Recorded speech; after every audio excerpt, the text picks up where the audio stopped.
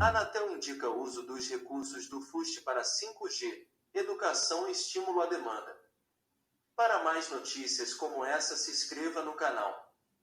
Acórdão da Anatel, publicado no Diário Oficial da União, desta quinta-feira, 19, estabelece os objetivos estratégicos quinquenais para a destinação dos recursos do Fundo de Universalização dos Serviços de Telecomunicações, FUST.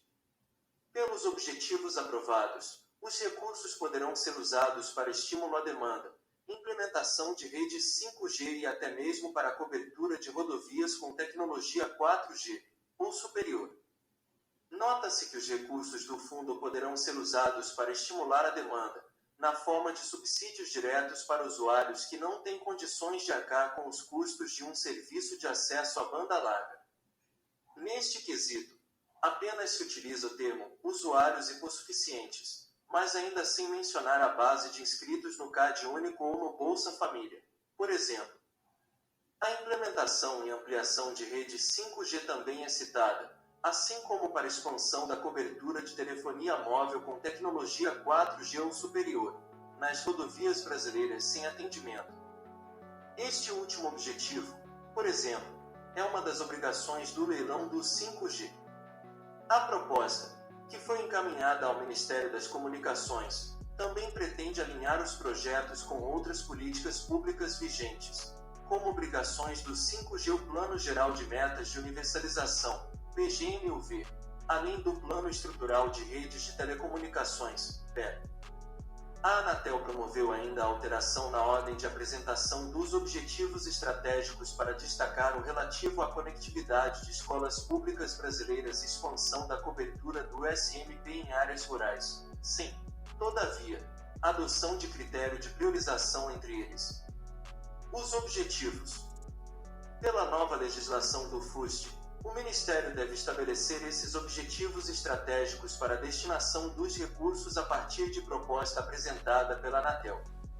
Confira aqui todos os objetivos estratégicos quinquenais aprovados por decisão unânime do Conselho Diretor da agência. Conectividade de escolas públicas brasileiras, em especial as situadas fora da zona urbana, com prioridade para aquelas que ainda não tenham acesso à internet. Expansão da cobertura do Serviço Móvel Pessoal, SMP, com tecnologia 4G ou superior, em áreas rurais sem atendimento. Ampliação da rede de transporte de alta capacidade, Backbone-Bacaú, com tecnologia de fibra ótica em todas as sedes dos municípios brasileiros. Ampliação da rede de transporte de alta capacidade, Backbone-Bacaú, com tecnologia de fibra ótica em todas as localidades brasileiras.